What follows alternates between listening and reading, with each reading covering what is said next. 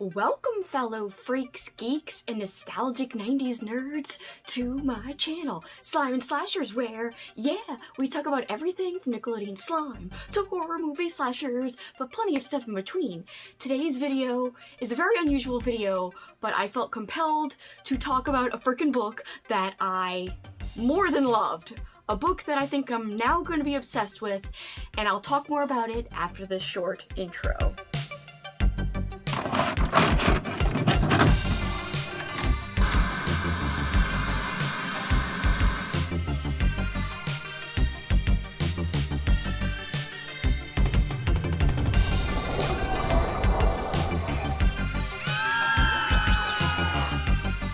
Welcome back, guys! Oh my god. So today I'm going to talk about Boy's Life, and I usually don't do standalone book reviews on the channel, but I literally just finished this. Today is July 4th, so happy, I'm sure by the time you're seeing this, belated July 4th. But, you know, I'm in my pajamas. I was not planning to film a video, but I just felt like I had to come on here and talk about this book after just finishing it. I could not keep it in.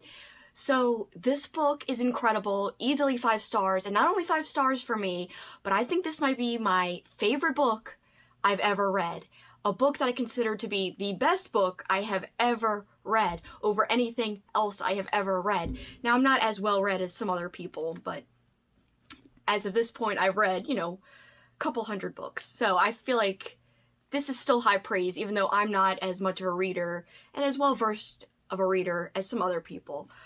But this story is a coming-of-age story. I wouldn't call it a horror book at all. Definitely a coming-of-age book at its heart. There is a murder mystery running through the story, but a lot more happens than just that. So we're following Corey and his family and his friends throughout basically a whole year of his life. It's 1964, so, you know, it takes place quite a bit in the past if we're talking about from here in the present to the 60s.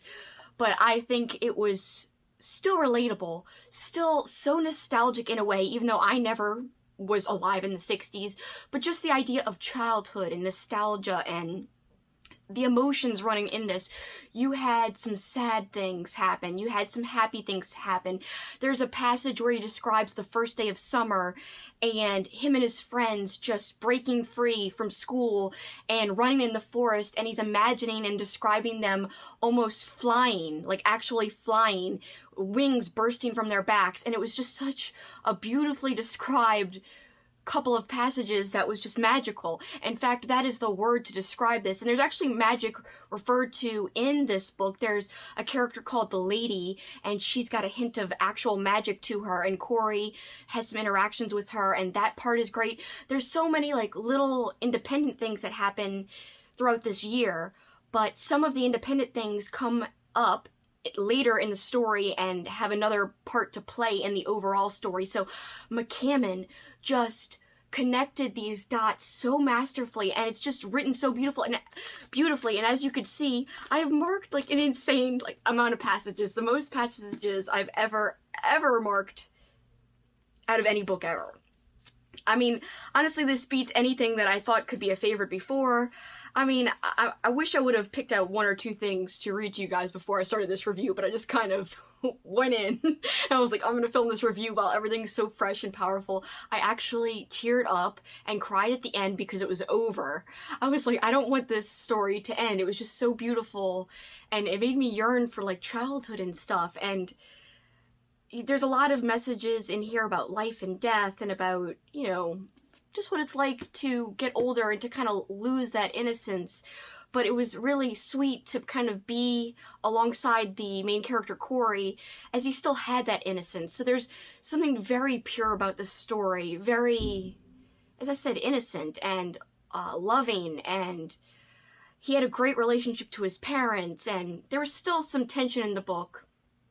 And there was definitely some darkness in the book as well. But again, it's not a horror story. I think people going in and think it would be action-packed would maybe be disappointed. I say if you like characters, and there is a lot that happens. Like I said, it takes place over a year. We meet a lot of characters in the town of Zephyr, Alabama. That's where it takes place. It's this small town in Alabama. And I feel like I know this town, and I know all the people in this town from reading this book. This book is long, but this only took me 4 days to read it. I started this on July 1st. Today is July 4th. As I said, I'm finished.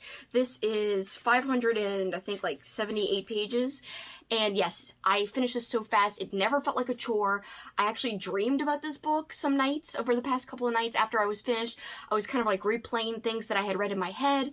I did listen to the audio for some of it. Some of it, like a good 100 pages, I just read on my own. But I read some of I listened to some of the narration, I should say, and it was beautiful, so I kept listening, and I didn't do it on as fast as speed as I usually do. I usually do like 2.5.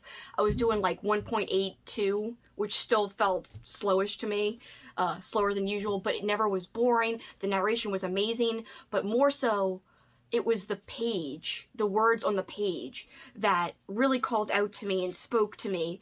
Like I said, just every freaking paragraph had something beautiful, like the way it was worded, but it was not pompous. It was not McCammon trying to show off. It was still really readable and really easy to get into.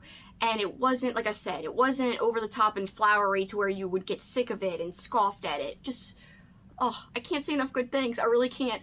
But I will say, you know, it's not for people who just want to read a horror book. It's a coming-of-age story that's more pure, in my opinion.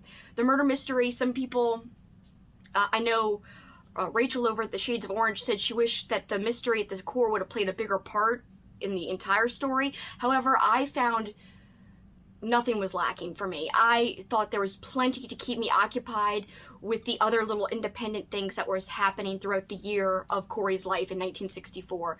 And so much just flavor, so much like building of this town McCammon did. It was just so many characters, and he fleshed them out so well. It's like, it doesn't come easy, I would think. I would think that this is only done by a skillful writer. And now I want to read more by McCammon. If you guys have read anything by McCammon, let me know.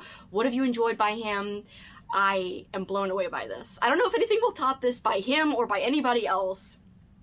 This is like my new favorite of all time. I can't even believe I have a new favorite. I'm so excited. But yeah, I like teared up just like 15 minutes ago when I finished it, and I can't believe it's over. I want to go back into it. Now, has this destroyed me for July? Well, like everything falls short of this. I don't know, because let me just tell you what else I have left for July. More coming of age books. I've got Stephen King's It to read. And this is a chunker, and it's also a coming of age, but will it compare at all? I know tons of people love this book.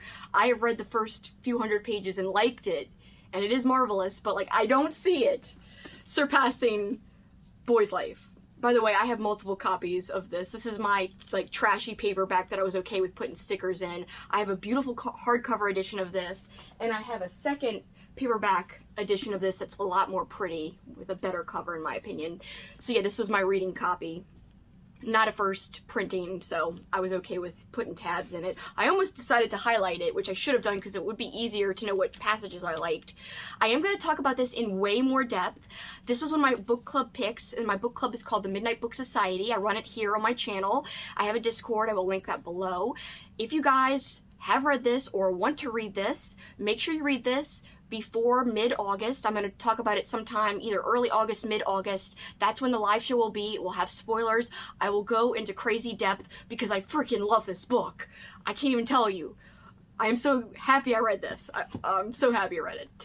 It was one of my 22 books to read in 2022. Yes, bitch, yes. I'm so glad I got to it. I will never, ever regret it. So the other coming-of-age book that I have to read this month is Toady, and it'll be a buddy read with my friend Alex over at the channel The Bookubus. Check out her channel. I'll link it below. Very excited about this. Another chunker, another coming-of-age book. I think this will be good, but good in a different way. Again, will this ruin me for July? I don't know. But I'm still excited about Toady. I'm still excited about it, but like, Boy's Life, it was like chef's kiss, the cream of the crop. Incredible. I can't wait to talk about it with you guys further. If you are part of my book club, stay tuned, because yes, I will announce the date eventually of the actual live show, and I can't wait to discuss it with you guys. Alright guys, I just wanted to do a quick review, which I never do, but this just tells you how much I love this book, how passionate I am about this book, and how much of a marvelous reading experience I just freaking had. I hope the rest of the month is at least decent and good, because yes. I'm living my best reading life right now. Alright guys, that is it for me as I said. Till next time, you guys know what you can do. Keep on killing it. Bye guys!